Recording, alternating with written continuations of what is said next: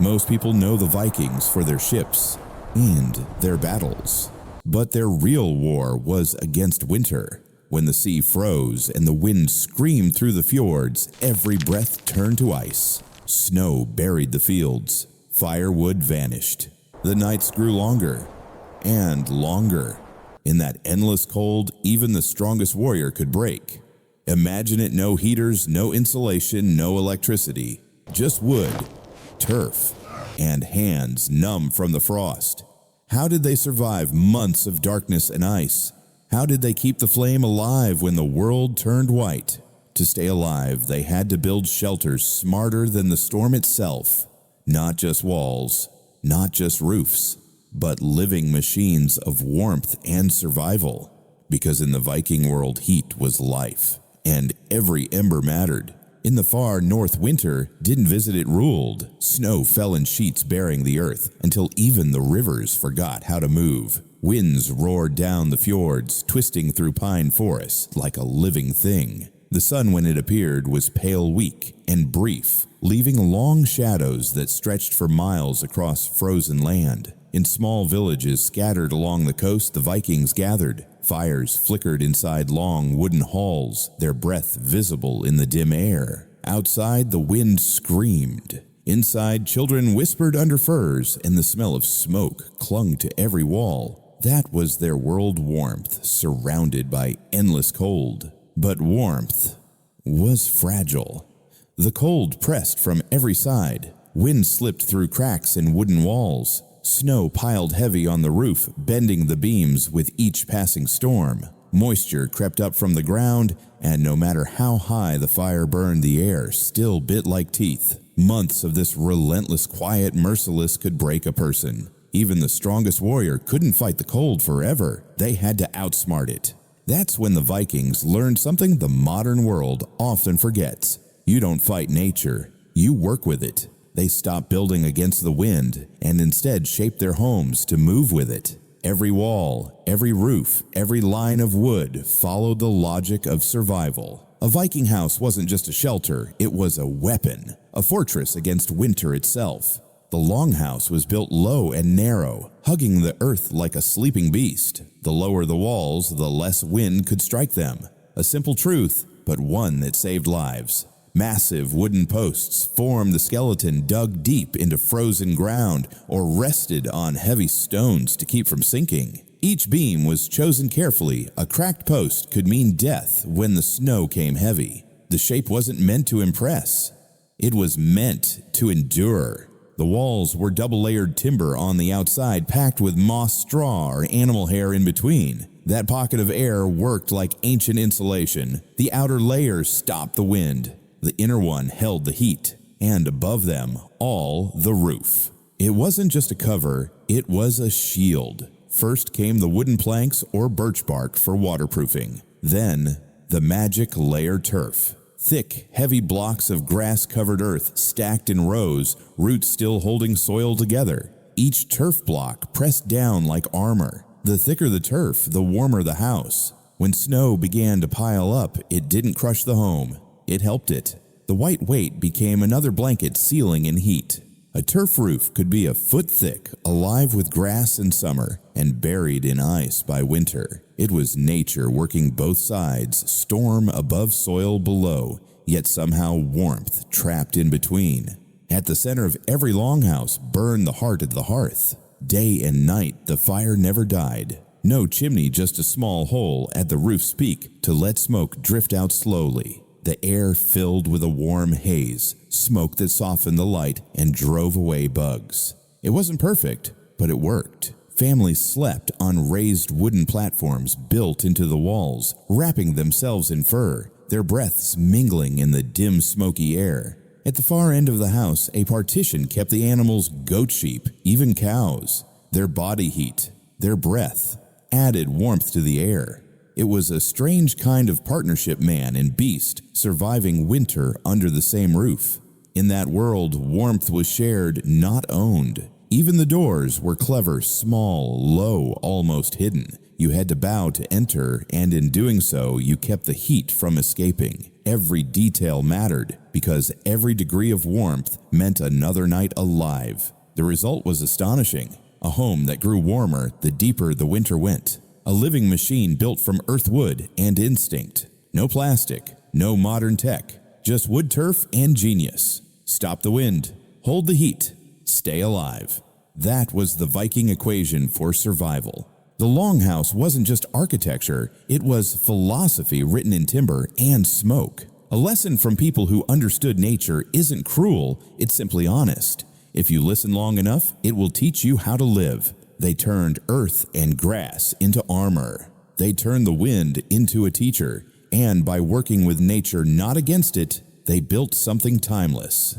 Even now, the same wisdom holds. Low designs reduce wind drag. Turf insulation keeps heat. Thermal mass stores energy, principles used in modern passive solar homes across the world. The Vikings knew all of this 1,000 years ago. Their knowledge wasn't lost. It's still breathing in every eco-home, in every cabin built close to the earth. Old wisdom still works. It always did. But not every Viking could live inside a grand longhouse. Some were travelers, craftsmen, or families too poor to build with timber and stone. When winter came, they didn't have beams to raise, only shovels and their bare hands. So instead of reaching upward for warmth, they dug downward into the earth. Because sometimes the smartest shelter is hidden beneath your feet. Not every Viking had the means to raise a mighty longhouse. Some had no forest nearby, no beams, no stones, only their hands, and the frozen earth beneath them. They were travelers, craftsmen, laborers. Families who owned little yet faced the same merciless winter. They didn't have the luxury of space, only time and desperation. When the wind howled across the plains and the sky turned white, they didn't build upward toward the storm. They dug downward into the quiet warmth of the ground. Because beneath the frost, the earth still breathed, and that breath was enough to keep them alive. The challenge was simple but brutal. No timber to cut, no stone to stack. Only frozen soil, brittle grass, and bone-deep cold. The storms still came. The snow still fell. The night still stretched for months. They needed shelter fast, cheap, and warm, or they wouldn't see the spring. So they turned to the oldest builder of all, the earth itself. By digging down, the Vikings discovered a secret. Deep beneath the surface, the temperature never dropped as low as the air above. Even in the coldest winter, the soil held a quiet warmth, a constant heartbeat of the planet. They learned to use it. They didn't need bricks or iron or tools of metal. They needed only courage, a spade, and faith in the ground beneath them. Instead of fighting the cold wind above, they let the earth surround them, shield them, embrace them. That was their genius, to make the world itself their home.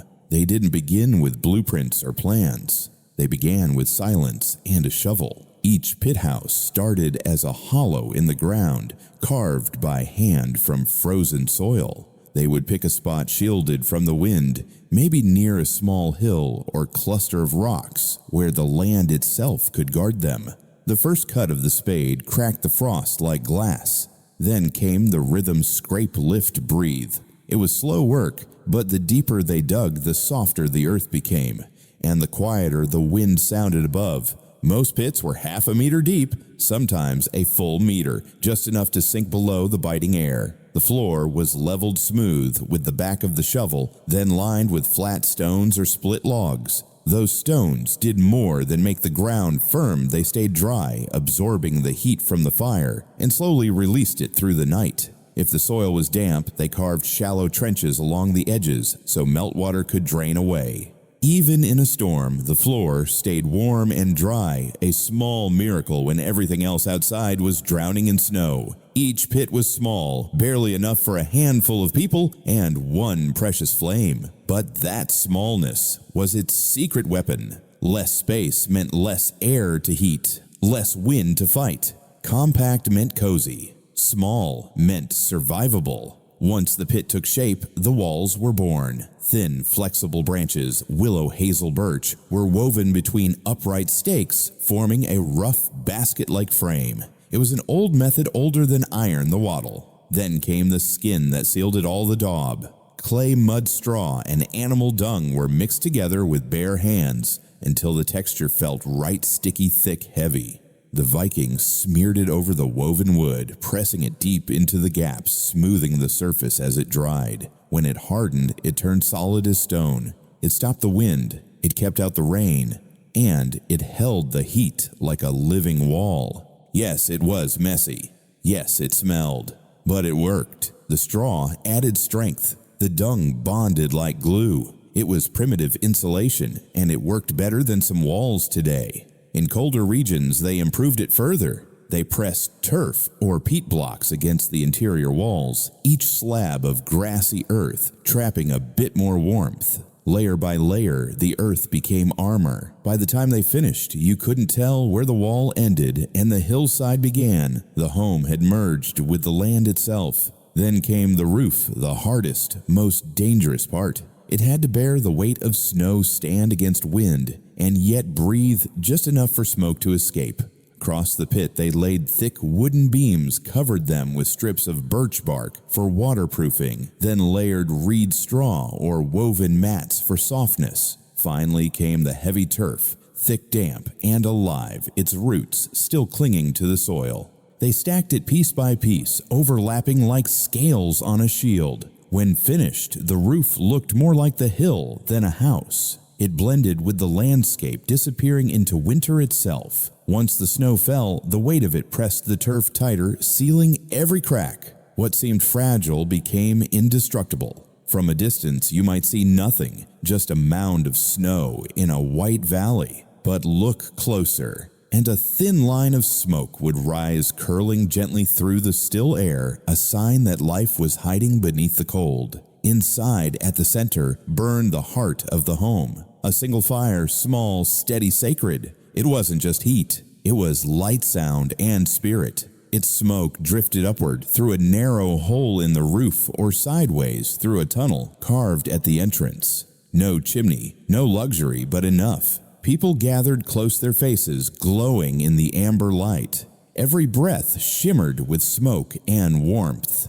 The walls glowed faintly from the fire's reflection, and the scent of earth mixed with the smell of wood and wool. Animal skins hung along the walls, their soft fur catching the light, muffling the wind outside. In the deepest cold, families slept side by side, bodies pressed close, hands near the fire hearts beating slow beneath the turf roof. In that silence, you could almost hear the earth hum back, protecting them, holding them, keeping them alive. And somehow, it worked. The pit house was warm, small but alive. No walls towering against the wind, no grand roof to break. Just the ground itself holding, sheltering, protecting. The earth became their armor, a hole, but a warm one. And sometimes that was all you needed. There's beauty in its simplicity. No pride, no excess, just understanding. They didn't try to conquer nature. They bowed to it, and in that humility,